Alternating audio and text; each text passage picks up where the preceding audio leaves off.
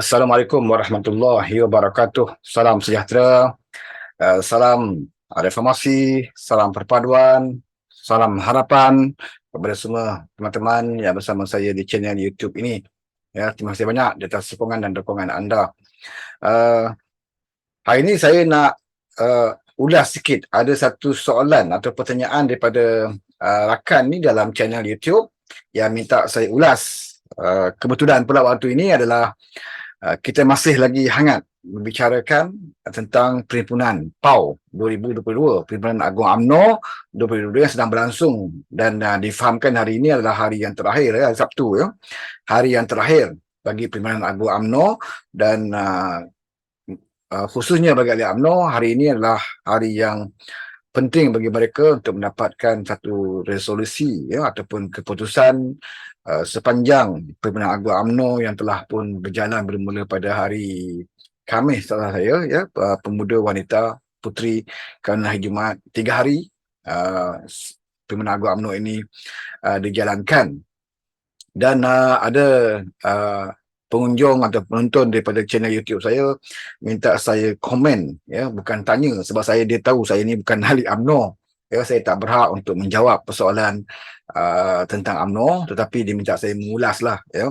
sebab dia kata Perhimpunan Agung UMNO ini menjadi perhatian kepada seluruh Malaysia, ya, sama ada parti pembangkang maupun parti kerajaan, kerana dia ingat ada kaitan terhadap situasi politik negara waktu ini, apatah lagi kita baru saja selesai menghadapi PRU yang ke-15, ya, dan masalah politik masih lagi bergelora, ya, belum stabil sepenuhnya, ya. Jadi soalannya dia kata UMNO Barisan Nasional telah pun dianggap tewas dalam PRU yang ke-15 kerana mencapai keputusan yang amat buruk dalam sejarah UMNO dalam Barisan Nasional itu sendiri, di mana UMNO Barisan Nasional hanya mendapat 30 kerusi, ya, parlimen. Dan UMNO itu sendiri mendapat lebih kurang 26, ya, 26. Dia kata 26 ni, 26 kursi, selebihnya adalah daripada rakan komponen Barisan Nasional. Jadi jumlah keseluruhannya 30 saja yang dimiliki oleh UMNO Barisan Nasional, menjadikan parti gabungan yang ketiga, ya, yang mendapat kursi yang rendah, ya, jumlah bilangan yang rendah. Yang pertama Patah Harapan 82 kursi parlimen, kemudian Perikatan Nasional 74, dan kemudiannya Barisan Nasional, ya, 30. Selebih itu GRS, ya, 23, Warisan 3, ya, ada bebas sebagainya lah, GRS. Tapi inilah parti yang besar dalam negara kita, Patah Harapan, ya, Perikatan Nasional dan juga Barisan Nasional. Dan prestasi yang ditunjukkan Barisan Nasional itu dikatanya amat mengecewakan ahli-ahli UMNO, yang mereka sendiri tidak menyangka bahawa mendapat keputusan yang teruk sedemikian rupa yang tidak pernah mereka jangkakan, ya. Mereka mungkin menyangkakan bahawa Barisan Nasional agak sukar menghadapi PRU yang ke-15, tetapi seperti mana yang dikatakan oleh Timbalan Presiden UMNO itu sendiri, Mak Hassan, dalam ucapan beliau sewaktu beliau meresmikan Persilangan Wanita, Pemuda dan juga Puteri, di mana beliau sendiri merasakan bahawa PRU 15 ini memang dijangkakan bahawa UMNO akan menghadapi laluan yang agak getir, tetapi beliau sendiri tidak menyangka bahawa keputusan yang seburuk ini, ya, 30 saja dimiliki oleh Barisan Nasional. Jadi komen kawan kita, siapa yang salah? Soalan dia, so saya ulas lah, ya, siapa salah sebenarnya, ya, yang mengakibatkan UMNO Barisan Nasional itu tewas, ya. Sebenarnya saya tidak boleh bercakap bagi pihak UMNO, dan benda ini pun dibahaskan kalau kita tengok semalam, ya, ucapan daripada Presiden, Timbalan Presiden, daripada Ketua Pemuda, Ketua Wanita dan juga Puteri, bahkan dalam ucapan-ucapan pembahas-pembahas, ya, perwakilan, mereka banyak menyentuh isu ni, ya. Mereka saja yang berhak untuk menyatakan siapa yang patut dipersalahkan, ya. Ada yang mengatakan pimpinan harus bertanggungjawab, ada yang menyatakan bahawa semua pimpinan, bukan pimpinan utama saja, semua pimpinan di dalam UMNO juga bertanggungjawab atas kekalahan ini. Ada yang menyatakan bahawa bukan saja pimpinan tetapi semua ahli UMNO juga bertanggungjawab dan harus memikul, ya, sanggup susah dan juga senang bersama UMNO dan mengambil tanggungjawab sama ada menang ataupun kalah Ini pandangan-pandangan yang kita tengok rata-rata dalam ucapan perwakilan. Ya. Dan bagi saya melihat daripada orang luar daripada Parti UMNO, saya nyatakan bahawa memang agak sukar ya bagi sesiapa pun untuk menyalahkan Presiden. Ya, saya bukan orang kata orang nak mempertahankan ZMED. Kalau bukan ZMED pun jadi Presiden, saya rasa pun akan mengalami masalah yang sama. Sebab selama ini kita ketahui bahawa Presiden UMNO itu adalah orang yang memegang kuasa dalam kerajaan. Ya, sebelum ini siapa jadi Presiden UMNO, mereka lah Perdana Menteri. Yang terakhirnya adalah Najib Tun Razak. Ya, dia Presiden UMNO, dia jadi Perdana Menteri. Sehinggalah dia tumbang dan selepas itu Presiden tidak lagi menjadi Perdana Menteri. Ya, jadi mana-mana Presiden, khususnya UMNO yang dah biasa puluhan tahun ya berkuasa dengan jawatan dalam parti, kemudian pegang jawatan utama dalam kerajaan, sudah pastinya lebih mudah. Ya, dia nak memperkuatkan partinya. Tetapi nasib malang ya apabila giliran Zaid Hamidi menjadi presiden, beliau tidak menjadi Perdana Menteri. Ya, satu peringkat di mana selepas pada Muhyiddin Yassin dijatuhkan, kemudian nak lantik Perdana Menteri baru, ya, Zahid sendiri yang tidak menawarkan diri dia untuk dijadikan Perdana Menteri ataupun timbalan Perdana Menteri sebelum itu. Ya. Sebelum itu, masa Muhyiddin timbalannya adalah Ismail Sabri. Sebab tu nak meletakkan timbalan itu pun Zahid menolak dan memberikan ruang kepada Ismail Sabri. Kemudian selepas Muhyiddin jatuh, nak lantik Perdana Menteri, di situ pun Zahid masih lagi tidak meletakkan dirinya sebagai calon untuk menjadi Perdana Menteri. Ya, mungkin beliau menyedari bahawa beliau perlu menyelesaikan masalah. Kita pun tahu dia ada masalah di mahkamah dan sebagainya. Beliau tidak mahu mengganggu UMNO ya, terlibat di dalam masalah yang dihadapinya, maka dia memberikan ruang kepada pimpinan yang lain. Ya. Ketika itu timbalan Presiden tidak boleh diletakkan sebagai Perdana Menteri. Ya, sebab Muhammad Hassan ya, sekarang ini Menteri Pertahanan, waktu itu dia adalah bertaraf atau berjawatan adun saja.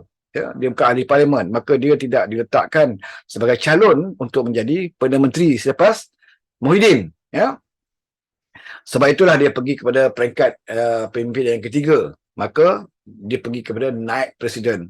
Jadi naib presiden waktu itu adalah Ismail Sabri. Ya, dia presiden yang pertama, Ismail Sabri, maka Ismail Sabri dicalonkan sebagai Perdana Menteri. Maka Ismail Sabri pun jadi Perdana Menteri. Itulah kali pertama Presiden UMNO tidak memegang jawatan dalam kerajaan. Ini masalah dia. Apabila Presiden parti tidak memegang jawatan dalam kerajaan, sikit sebanyak tentulah ya menyukarkan dia untuk menguruskan partinya, untuk menentukan bagaimana nak memperkuatkan parti, ya, bagaimana nak mendapatkan pengaruh supaya partinya lebih baik menjelang pilihan raya. Dan di era Ismail Sabri lah, ya, PRU yang ke-15. Dan kita lihat ada usaha-usaha yang dilakukan oleh Presiden waktu itu. Kita akuilah dan kita tahu bahawa Presiden UMNO tahu bahawa dia adalah Presiden, dia mesti bertanggungjawab ya untuk menaikkan imej UMNO, tetapi dia tidak ada kuasa dalam kerajaan. Ya. Tapi bagaimana dia nak buat? Jadi salah satu caranya adalah bila selepas saja berlaku pilihan raya negeri di Melaka, UMNO Barisan Nasional khususnya telah membuktikan bahawa parti itu masih relevan. Ya, masih diberi kepercayaan dan menang besar di Melaka 23. Ya, ini juga mengejutkan kita dalam Parti Harapan. Ya. Kita juga ada menghadapi masalah sedikit waktu itu di dalam Pakatan Harapan. Ya, untuk mendapatkan kepercayaan rakyat ketika itu menyukarkan kita ya untuk menang di Melaka, dan UMNO Barisan Nasional menang besar ya di pilihan raya negeri Melaka. Kemudian diikuti dengan pilihan raya negeri Johor. UMNO Barisan Nasional juga menang besar di sana.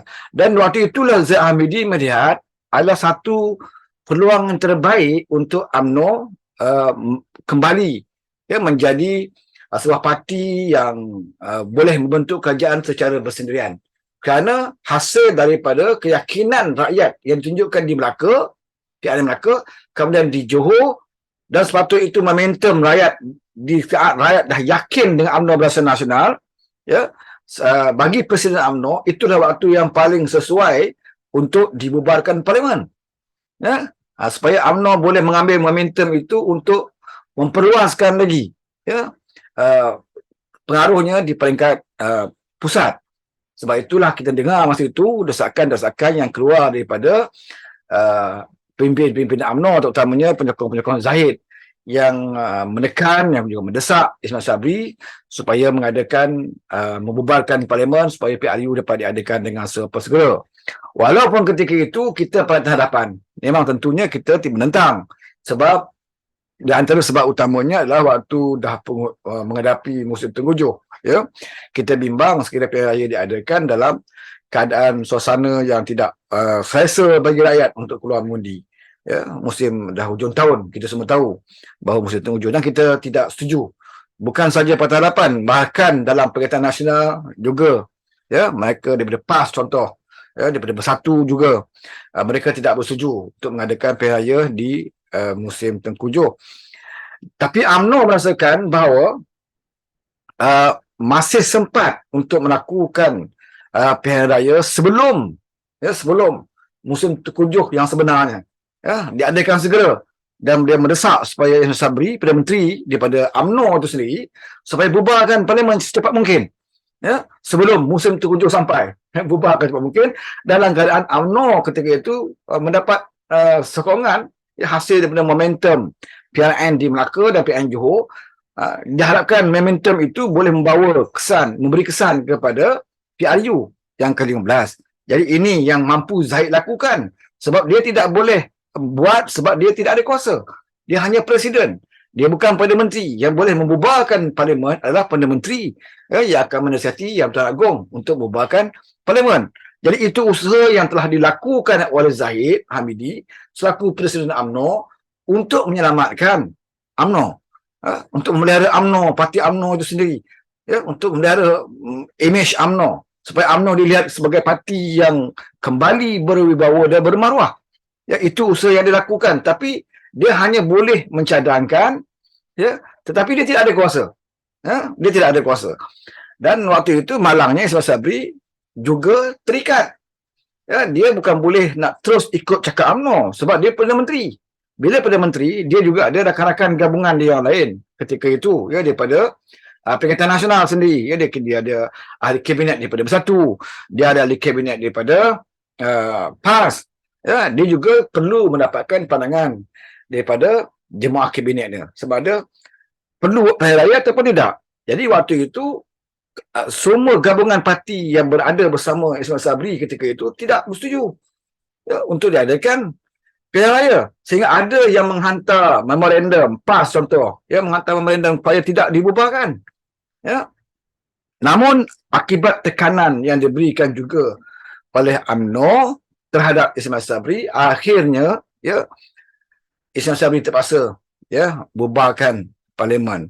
Tetapi pembubaran itu pada ramai pimpinan UMNO menyatakan sudah lewat, ya, sudah agak lewat jugalah, ya, Ismail membubarkan parlimen, kerana sementara nak tunggu bubar parlimen tu dah macam-macam isu dah, ya, yang bermain, ya, dengan Parti Harapan sendiri yang mengambil kesempatan ini, ruang yang ada, ya, sebelum Ismail Sabri buat parlimen, kita berkempen habis-habisan untuk melawan UMNO, ya, dalam Perikatan Nasional juga dah mudah pecahan berlaku, ya, tidak ada lagi hubungan yang baik di antara PAS dengan UMNO, ya, tuduh-nuduh, kata-mengata dan sebagainya.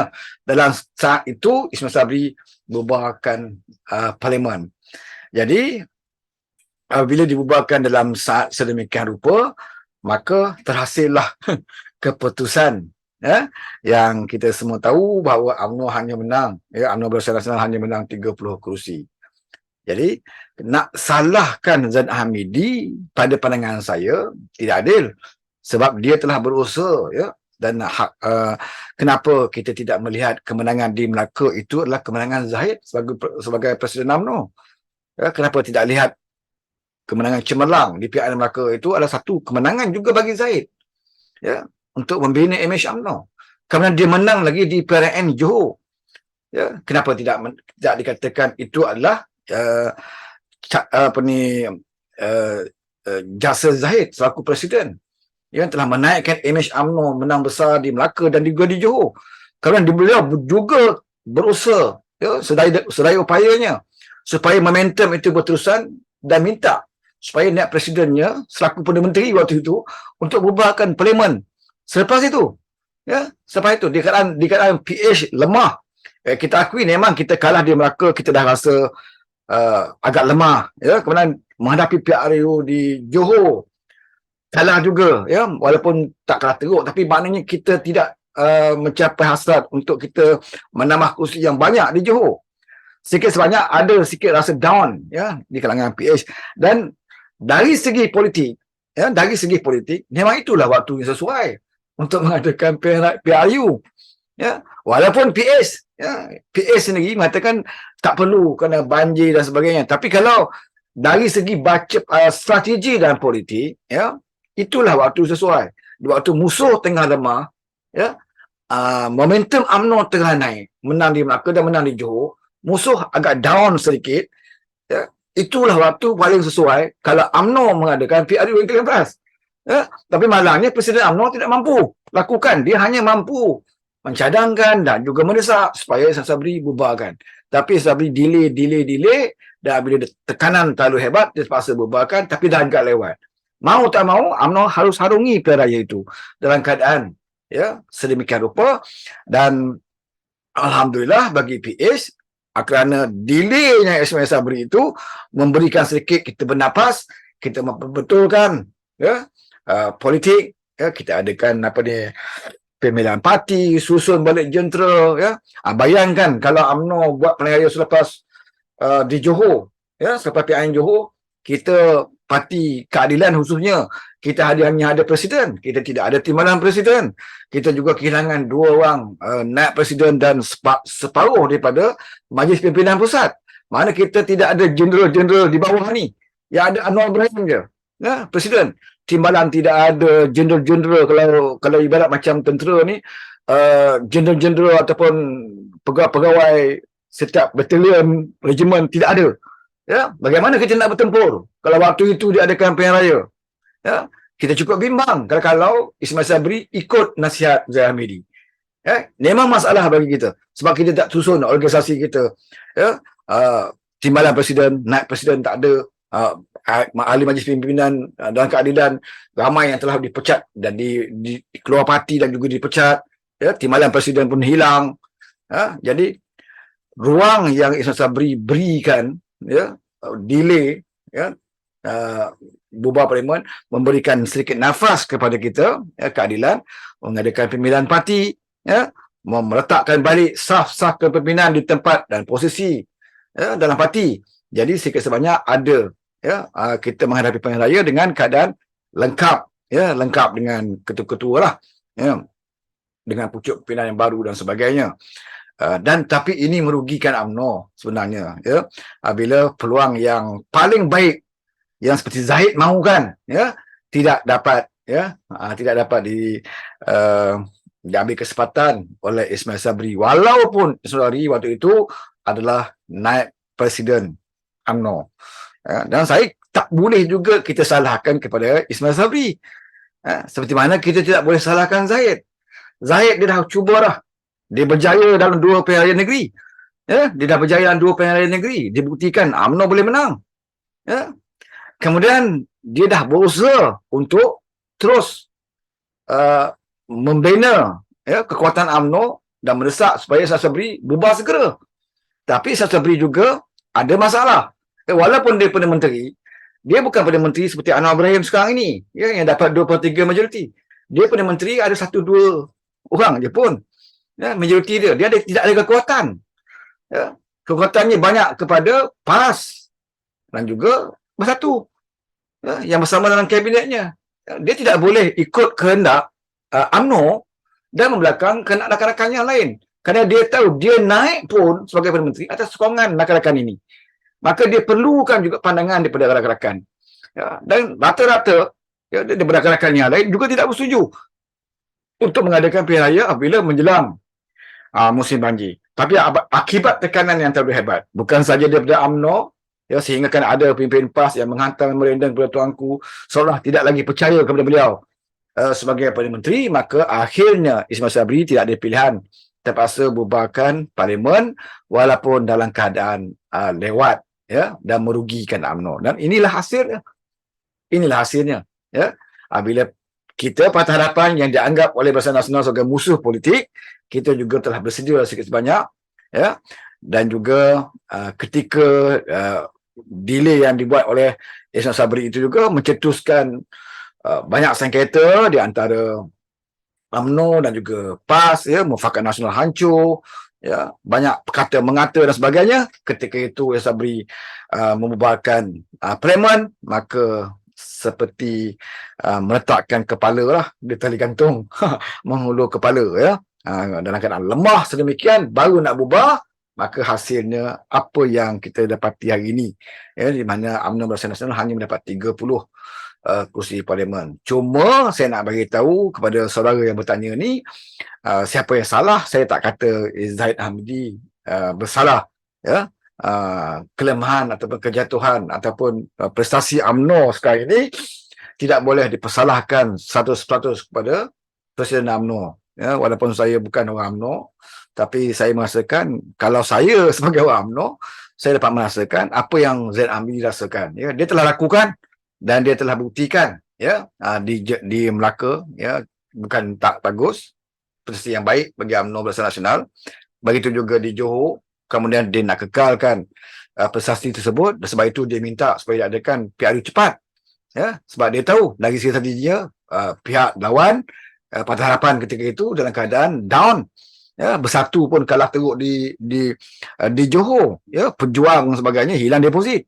Inilah waktu terbaik sepatutnya UMNO adakan PRU 15, ya. Tapi itulah, ya, kita merancang, Allah merancang, dan Allah ada perancangan yang terbaik, ya. Perancangan Allah itu akhirnya menguntungkan UMNO juga, ya, menguntungkan UMNO Barisan Nasional juga, kerana walaupun dapat 30 kursi, ya, Perikatan Nasional dapat 74 kursi, tetapi yang 30 kursi boleh membentuk kerajaan bersama dengan Pakatan Harapan.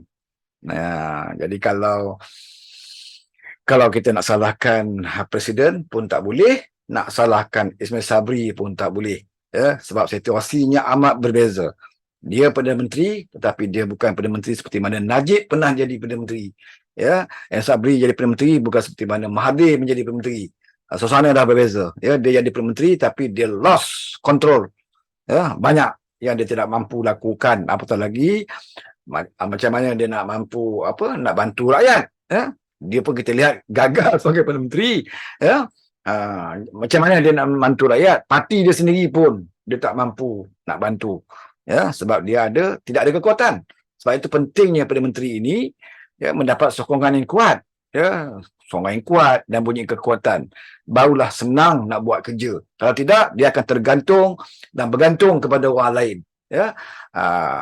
Terpaksa ikut, ya, terpaksa buat, ya, apa perkara yang baik yang dia rasa patut dia buat, tetapi kalau orang lain tak bersetuju, dia tak boleh buat, ya. Ada perkara yang dia tak suka, tetapi orang lain suka, rakan-rakan yang lain suka, terpaksa dia terima walaupun dia tak suka, walaupun dia Perdana Menteri, ya. Sebab apa? Sebab dia bergantung dengan orang lain, tidak ada kekuatan. Jadi inilah berlaku kepada Muhyiddin, di mana dia juga tidak ada kekuatan dan dia jatuh.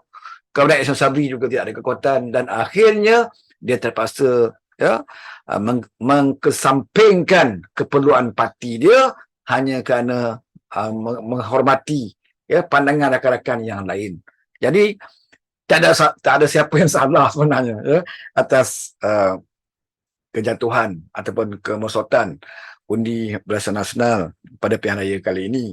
Dan dia juga ada kesinambungan daripada bukan prestasi UMNO terjatuh waktu Zahid, ya. Sebelum itu Najib, di zaman Najib 2000, bermulanya UMNO ni down 2008, ya, di peraya yang lepas pun tidak ada lagi 23 majoriti oleh UMNO Barisan Nasional. Jadi zaman Najib pun dah tak ada dah 23 majoriti. Jadi di situ, ya, kemerosotan UMNO itu dah bermula awal sebelum Zahid jadi presiden.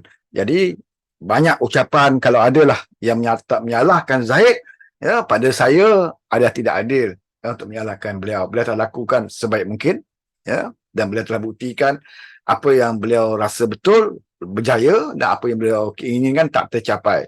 Nak salahkan Sabri pun tak boleh juga, ya, sebab kamu meletakkan Ismail Sabri walaupun dia pemimpin UMNO, ya, nak Presiden UMNO, kamu letak dia sebagai Perdana Menteri, ya, UMNO meletakkan dia sebagai menteri, tapi kamu meletakkan dia dalam keadaan dia tangan seperti terikat, ya, dia tidak ada uh, kuasa dan kekuatan untuk nak bantu UMNO sendiri. Ya, bagaimana dia nak bantu UMNO, nak bantu diri dia sendiri pun dia tak mampu, sebab dia jadi Perdana Menteri yang tidak ada sokongan yang kuat, apatah lagi dengan daripada rakan Bersatu, ya, rakan daripada PAS dan Bersatu sendiri pun ada niat tidak berbaik dengan UMNO, kita pun tahu, ya.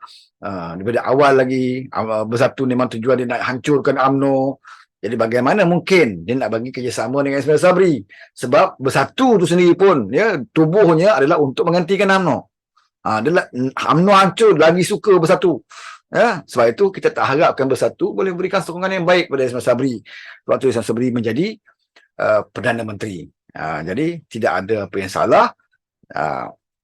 Okey, itu yang saya nak jawab bagi pertanyaan rakan, dan saya ucapkan saya mengharapkan boleh berpuas hati, ya. Saya tidak condong ke mana-mana, cuma kita pandangan saya di luar pada UMNO bahawa saya rasa adil, kita kena berlaku adil lah, ya, melihat kepada fakta, ya, perjalanan UMNO sebelum PRU yang ke-15 ini.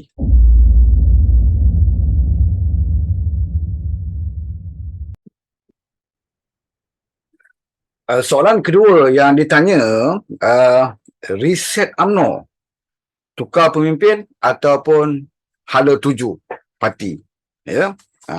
Seperti mana yang saya sebut tadi, dah saya hurai tentang tidak perlu dipersalahkan kepada Presiden ataupun Perdana Menteri di atas kekalahan UMNO, ya.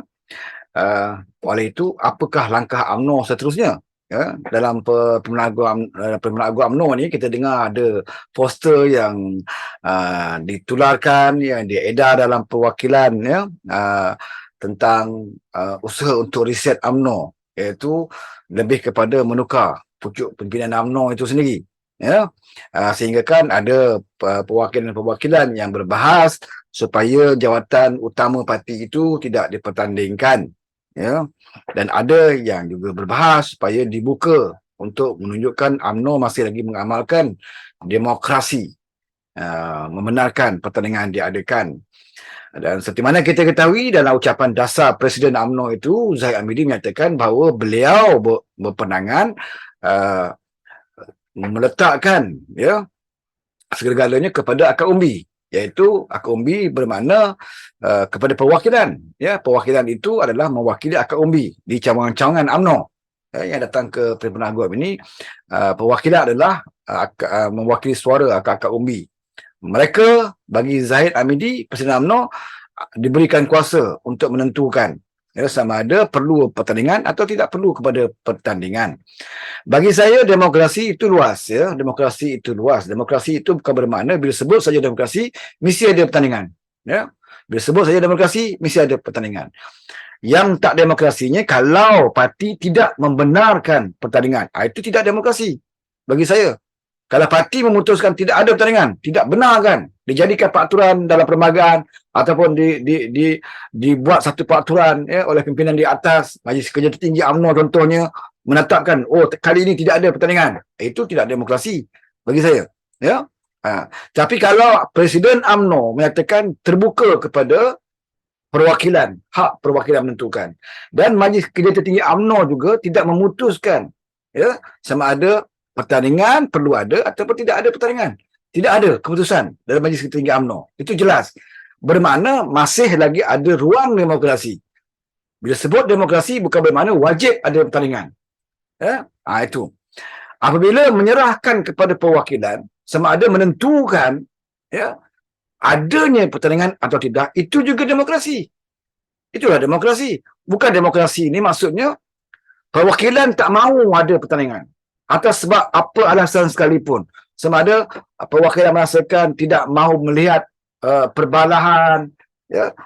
Kita tidak perlu hipokrit. Bila ada pertandingan pemilihan, mesti ada perbalahan sedikit sebanyak, ya. Sama ada besar ataupun kecil, mesti ada, ya, perbezaan yang kadang emosi juga. Kita tak boleh nak kawal, ya, perwakilan tidak boleh kawal pimpinan-pimpinan.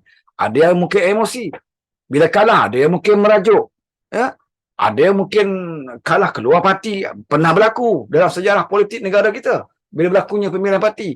Mungkin ada perwakilan beranggapan bahawa pertandingan ini dalam keadaan parti tengah lemah, kemudian pemimpin pula bertarung. Dalam keadaan parti tengah lemah, pemimpin bertarung. Dan setiap pemimpin ada penyokong masing-masing. Dan sama penyokong juga bertarung untuk mempertahankan pemimpin mereka. Maka apakah wajar parti dalam keadaan lemah ini membenarkan pertarungan sedemikian rupa? Mungkin itu pandangan bagi pihak yang mengatakan bahawa tidak perlu ada pertandingan. Yang perlu diriset adalah hala tuju. Mungkin hala tuju selama ini tidak sesuai lagi keadaan politik semasa. Hala tuju sekarang ni tidak lagi boleh dikatakan bahawa UMNO ada 3 juta lebih ahli, maka UMNO parti terbesar dan UMNO parti terkuat. Tidak boleh lagi digunakan hujah itu dalam keadaan politik hari ini. Sama juga dengan Parti Keadilan.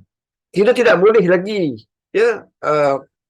syok sendiri dengan mengatakan bahawa parti dalam Malaysia ini, Parti Keadilan lah satu-satunya parti yang mempunyai cabang di semua kawasan parlimen. Walaupun itu fakta. Betul. Tak ada parti lain yang mempunyai semua parlimen ada cabang dia. UMNO tak ada.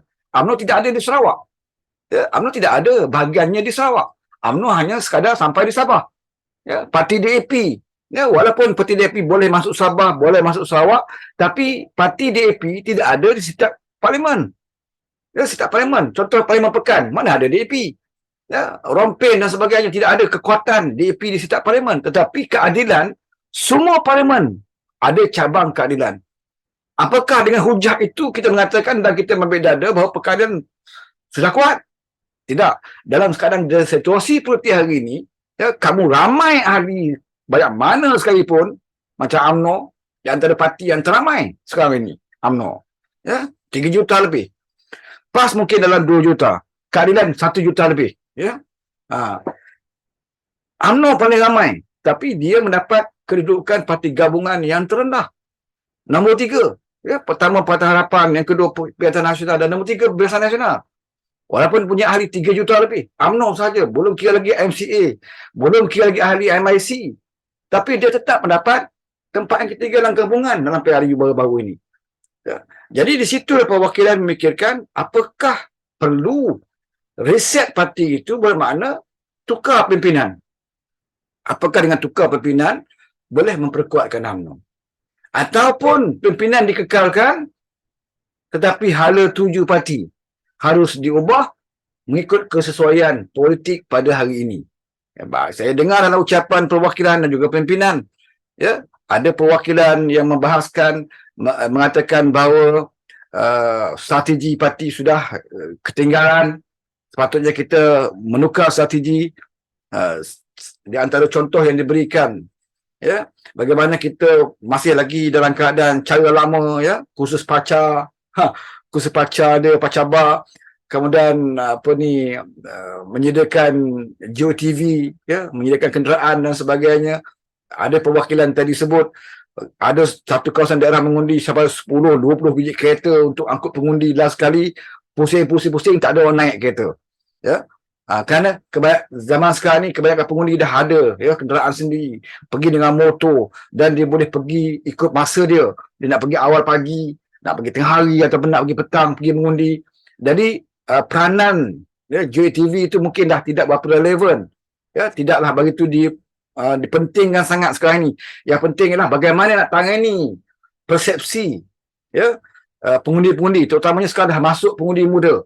Perkuatkan media sosial contohnya, perkuatkan lagi cyber trooper, orang-orang yang mahir menggunakan TikTok, mungkin blog ataupun Facebook, Instagram, Twitter dan sebagainya. Kerana ramai di antara budak muda sekarang ini lebih kepada mendapat maklumat melalui media sosial. Media sosial. Jadi kita ada perwakilan mengatakan UMNO kurang arah itu, memperkuatkan bahagian media sosial contohnya. Dan pihak lawan mempergunakan media sosial untuk mempengaruhi pengundi-pengundi muda. Walaupun propaganda yang diberikan itu berbentuk fitnah, resis, perkauman, ya, dan sebagainya, tetapi matlamat nak menang. Ya, apa cara sekalipun. Biasalah, bila parti tak ada maruah ni, dia tak kira. Dia kena menang. Walaupun dengan cara, ya, yang cara yang tidak bertamadun.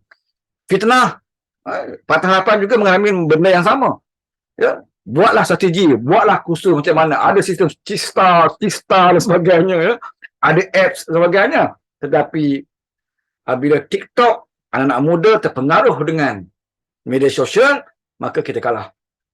Ya, bagaimana kita lihat ramai yang terpedaya dengan propaganda dan juga fitnah seperti mana yang difitnahkan kepada Datuk Seri Anwar Ibrahim, ya, dimainkan bukan saja di media sosial, bahkan fitnah itu dibawa di atas pentas-pentas ceramah, ya. Di media sosial sebut Anwar Ibrahim jadi Perdana Menteri maka akan dihalalkan LGBT, ya, akan dihalalkan laki sama laki boleh kahwin, perempuan sama perempuan boleh kahwin, budak sekolah akan kembali balik semula pakai skirt, ya, pakai seluar pendek. Kemudian akan ada kerjasama dengan Yahudi dan sebagainya, dan budaya komunis. Bahkan lahir daripada mulut Muhyiddin Yassin sendiri, ya, dia mengatakan bahawa dia bimbang kalau naiknya kerajaan PH ini akan adalah ejen-ejen Yahudi, program kristianisasi. Ini keluar daripada mulut Muhyiddin, bukan dalam TikTok, dah atas pentas ceramah. Dan di atas pentas ceramah juga ada lebay-lebay mengatakan kalau undi PH, undi BN masuk neraka, undi PAS atau PN saja masuk syurga. Ini bukan berlaku dalam TikTok, atas pentas ceramah. Atas pentas ceramah juga ada fitnah yang berleluasa. Anwar Ibrahim mendapat 15 juta ringgit. Ya, sebab itu macam-macam. Ya, itu atas pentas yang kita dengar, kita dapat lihat orang yang bercakap. Siapa yang bercakap, di mana dia. Atas pentas. Di atas media sosial lagi dahsyat. Ya, sampai ke sekolah-sekolah. Sampai ada guru sekolah pun yang kita anggap guru ini orang yang bijak pandai, tapi guru pun terpaksa memperbodohkan diri dia apabila terima propaganda seperti ini. Dan disampaikan fitnah ini kepada anak-anak murid.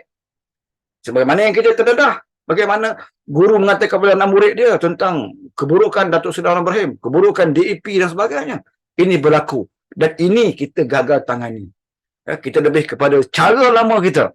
Ya, pergi kursus pacar, pergi sediakan JTV, data dan sebagainya. Tapi kita lalai di sini.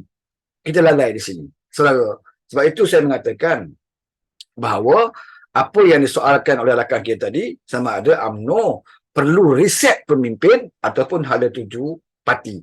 Pada saya, ya, letaklah pemimpin mana sekalipun. Tetapi kalau hala tuju parti itu tidak ada kesedaran, ya, belajar daripada kelemahan dan juga kesilapan, maka parti juga tidak akan berubah. Ya. Begitu juga masalah yang dihadapi oleh Parti Keadilan khususnya. Ya, Parti Keadilan khususnya. Bukan isu Datuk Seri Anwar Ibrahim. Datuk Seri Anwar Ibrahim, nama dia sudah hebat. Ya. Bukan saja di Malaysia, nama dia sudah hebat juga. Di seantero dunia. Ya. Tetapi keadilan tidak dapat keputusan yang baik. Dan keadilan juga dilihat merosot. Beberapa kursi yang sepatutnya memang keadilan boleh menang. Meletakkan tokoh-tokoh yang hebat. Contohnya di Parlimen Kuantan. Dia bukan calang-calang orang, Wabi Fauziah dengan prestasi kerja dan gerak kerja di kawasan. Ya, dia menang 3 penggal sebelum ini. Dia orang yang cemerlang. Jadi Timbalan Menteri Agama di antara Timbalan Menteri yang juga cemerlang melaksanakan tugas. Di kawasan Parlimen, gerak kerja dia juga cemerlang. Dia mempunyai jentera yang bagus. Tetapi dengan propaganda anak-anak muda, ya, dengan fitnah ini, boleh menjatuhkan Wabi Fauziah. Ya.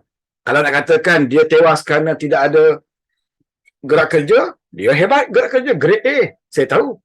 Ya. Nak katakan dia tewas kerana dia tidak ada persiapan pacar, tak cukup jentera dan sebagainya, dia punya jentera yang cukup. Ya, dia punya banyak gerak kerja yang sistematik. Ya, dengan data dan sebagainya. Dia seorang ahli parlimen yang pemimpin yang mempunyai pengalaman dan mahir dari segi data dan strategi. Ya, tapi dia tewas. Tewas kenapa? Kerana benda-benda macam ni lah. Propaganda, fitnah, ya, yang kita terlepas pandang apabila kita menghadapi PRU 19. Dan keadilan saya rasa perlu juga bersama dengan UMNO, ya, yang sekarang ini sedang mengadakan perhimpunan untuk membaca kembali suasana politik pada hari ini, keperluan politik pada hari ini. Apatah lagi bila kita jadi kerajaan perpaduan hari ini, jangan kita rasa dah jadi kerajaan, tak perlulah kita pandang kepada kepentingan media sosial. Ya, hanya nak pilihan raya saja. Kita akan PRU 16 nanti baru kita bentuk media sosial. PRU 16 nanti baru kita bentuk orang-orang yang mahir mengendalikan propaganda, ya, cyber trooper dan sebagainya. Ya, agak terlambat ketika itu. Waktu inilah waktu kita membentuk kerajaan, kita mempunyai akses dan juga jentera dan juga tidak ada gangguan-gangguan yang lain. Waktu inilah kita bina, ya, orang-orang kita, ahli-ahli kita dilatih dan sebagainya untuk mengendalikan, ya, media sosial. Dan dianya amat penting, saudara. Ya, tak kira lah siapa pun mengendalikan, tapi mesti ada dalam parti. Ya, saya dah sebut sebelum ini, ya, keadilan khususnya kena ada kembali media cetak.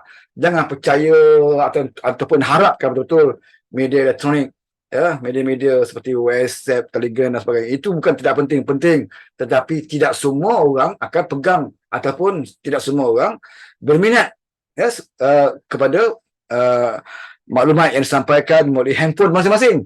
Seperti orang-orang di kampung, di Felda-Felda kebanyakan. Lihat pada hari ini, ya, kalau kita pergi di kawasan-kawasan kampung, di kawasan Felda, masih ada lagi di warung-warung kopi, mereka letakkan surat khabar. Utusan Malaysia, berita harian, ya, Harakah, mereka letakkan di surat khabar. Di rumah-rumah masih lagi orang beli Harakah, masih lagi orang beli Utusan Malaysia. Itu maklumat bercetak yang orang-orang tua-tua cukup berminat untuk membaca. Ya, mereka tidak berminat, mata tak nampak dah, rabun dah nak tengok handset, nak baca maklumat. Kemudian dekat situ macam-macam, ya, ada yang betul, ada yang tak betul, ada maklumat yang 4 tahun dulu dia masukkan balik ke situ, jadi lagi confused bagi orang tua-tua ni. Tetapi kalau ada akhbar bercetak dari parti, dah tentu maklumat itu tepat, sahih dan maklumat yang terkini sampai kepada mereka. Pentingnya parti ada, ya, akhbar-akhbar bercetak seperti ini. Ya, ini di antara yang bagi saya Parti Keadilan harus tangani dan cuba, ya, pertimbangkan kembali. Ya, bagi UMNO, bagi saya seperti mana yang rakan kita tanya tadi, dia kata apa? Sama ada reset UMNO ataupun tukar pimpin atau hal setuju. Bagi saya, ya, kekalahan UMNO itu bukanlah kerana pemimpinnya, ya, bukanlah kerana pemimpinnya, ada juga, ya, kerana hala tujunya, ya, strateginya, ya, propaganda, menguruskan persepsi dan sebagainya. Ini kegagalan yang saya lihat dalam UMNO dan juga berlaku dalam Pakatan Harapan, terutamanya Parti Keadilan. Jadi itu sajalah, ya. Saya tidak boleh komen banyak. Cuma pada hari ini difahamkan bahawa akan ada keputusan di dalam Perhimpunan Agung UMNO sama ada jawatan itu, jawatan Presiden atau Timbalan itu dipertandingkan ataupun tidak. Dan saya respect dengan Presiden yang menyerahkan, ya, menyerahkan kepada perwakilan untuk menentukan sama ada jawatan Presiden dan Timbalan itu dipertandingkan atau tidak. Itu juga demokrasi. Ya, ramai yang salah faham. Ya, bila perwakilan memilih untuk tidak mengadakan pemilihan, maka dikatakan UMNO tidak demokrasi.